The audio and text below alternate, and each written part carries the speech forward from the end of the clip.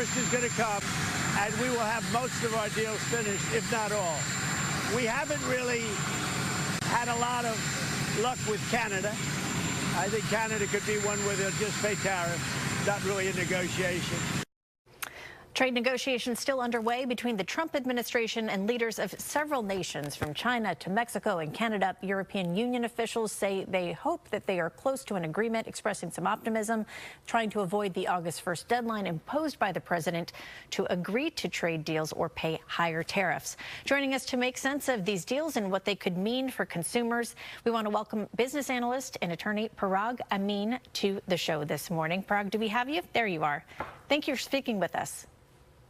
Good morning. Great to be here. President Trump has postponed his country-specific tariff deadlines 3 times in as many months, but the Commerce Secretary insists that August 1st is a, quote, hard deadline. How does all this back and forth and uncertainty affect businesses here in the U.S.? It creates a tremendous amount of uncertainty, and this is a classic President Trump play from back when he was a businessman. He will create a lot of chaos. He'll make a lot of moves at once. He'll set deadlines and then back away from them, only to then try to come back and set a new deadline. So he is very unpredictable, and we're seeing that throughout the market sentiment as well. This is why we're seeing these whipsaw effects with the stock market, because business owners and the stock market don't really know how to react and plan for what President Trump is doing. We've also seen initially when the president announced his tariff plan and policy with his Liberation Day announcement back in April, there were immediately a lot of concerns, and we saw this reflected in the market as well, concerns from economists about how this is going to trigger inflation.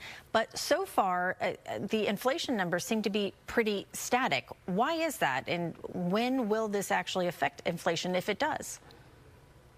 That's right. So a big reason that the inflation numbers are static is because companies have chosen to eat the increased costs that they're facing across the board, but they're only going to do that for so long. And realistically, if these Trump tariff wars continue, realistically within the next 6 to 12 months, we're going to be seeing some very real increases to the expenses for consumers. Some estimates put it at between $2,500 to $2,800 per household. So it's a very significant amount, especially when you consider the interest rates being very high as well. So the cost of borrowing is very high. So realistically, we're probably going to be seeing some turbulence in the economy as well due to these Trump tariffs. So you expect there's like a delayed reaction here, and inflation and prices will start ticking up in the months ahead. What types of items or even services do you think the average consumer could be paying more for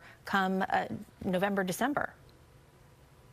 So everything from groceries such as avocados, tomatoes, to washers and dryers, to vehicles.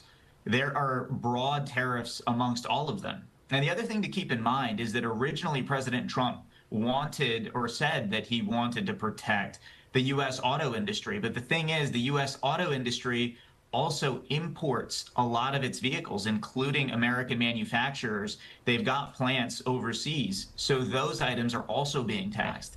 And ultimately, the American consumer is the one who's got to bear that. They're the ones who end up paying for it. And what's interesting is part of this argument of it helps support a domestic industry isn't necessarily true, because what happens is it artificially increases the price of manufactured goods from other countries. But as a result, many domestic companies will also raise their prices, because by comparison, their items still are cheaper than the tariffed imported goods. So unfortunately, the consumer is the one who ends up having to pay for all of that. We played a clip at the beginning of the segment, President Trump talking specifically about trade deals or possible deals with Canada, saying in part, quote, "I don't think they're really into negotiating at all." I'm wondering, if higher tariffs go into effect next week on Canadian goods, what types of goods are going to be most impacted? We think of maple syrup, but there's a lot of other things we get that are arguably more significant from Canada. That's right. So, for example, we get a lot of lumber from Canada. So home building prices are going to increase, and especially in various places around the country where, unfortunately, we're seeing a lot of devastating weather events.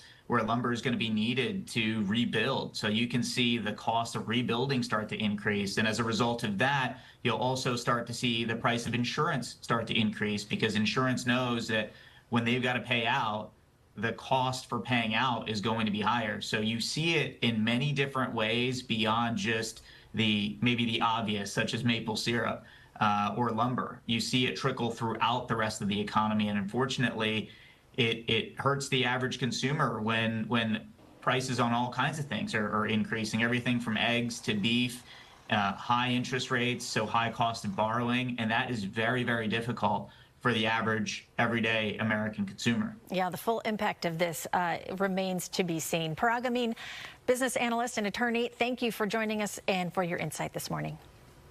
Thank you.